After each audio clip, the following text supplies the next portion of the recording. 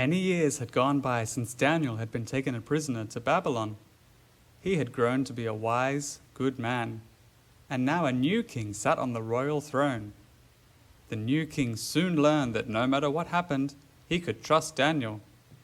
So the new king made Daniel ruler next to himself, over all the people of the kingdom, over all the wise men of the kingdom, over all the princes of the kingdom. The princes became angry when the king made Daniel ruler over them. So angry they began plotting a way to get rid of Daniel. Said a sly prince, "We'll find some fault in him and then tell the king." So the princes watched Daniel, but not a fault could they find in him. Daniel didn't lie, he didn't cheat, he was never late, he did his work well. "I know what we can do," said the sly prince. "Tell us," chorused the princes, "what can we do?" "Have you not seen Daniel open his window toward Jerusalem morning, noon, and night? Have you not heard him pray to the God of heaven?" asked the sly prince. "Well, we'll write a law that anyone who prays to any god except the king for 30 days will be thrown into the lion's den." "The king will be so pleased," said a prince. "He'll not think of Daniel. He'll seal the law." "Ha ha ha ha ha," laughed the princes. "Daniel will be thrown into the lion's den." The princes wrote the law and took it to the king. "O king, we wish to honor you," said the sly one.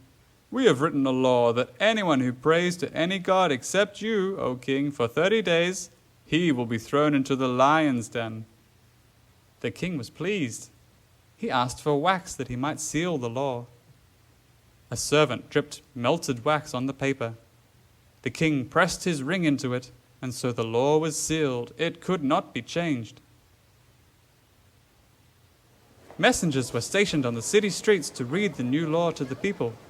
"Hear ye! Hear ye!" shouted the messengers. "He who prays to any god other than the king for 30 days shall be thrown into the lion's den." Fathers and mothers stopped to listen. Boys and girls stopped to listen. Daniel stopped to listen to the reading of the strange new law. Several of the princes hurried down the street that led to Daniel's house.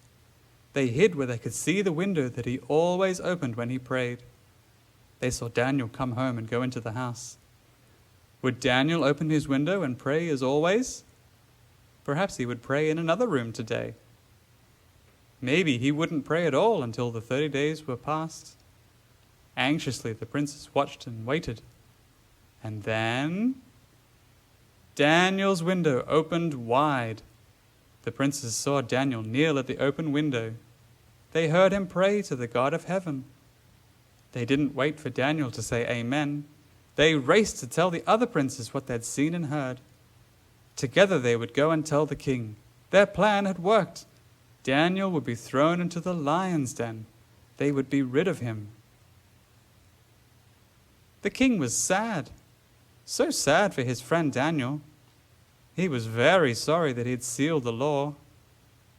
Guards brought Daniel to the lion's den. Other guards rolled away the stone from the opening to the den. The lions were hungry. They growled. They roared so loudly the ground trembled. One guard held Daniel's arms, another his feet. They threw him down among the roaring lions and then rolled the stone back in place. Suddenly everything became quiet. The lions no longer roared. The ground no longer trembled. The proud princes smiled at one another. They were rid of Daniel. They were sure they would never see him again. But the king wept. Day turned into night. The moon came up. Hundreds and hundreds of stars sparkled in the dark night sky. The king couldn't sleep. He refused to eat. He would allow no music to be played. From time to time he listened toward the window. Often on other nights the lions roared, but tonight the lions were quiet. Next morning, as soon as the sky began to come light, the king sent for his guard and hurried to the lion's den. The guard rolled away the heavy stone.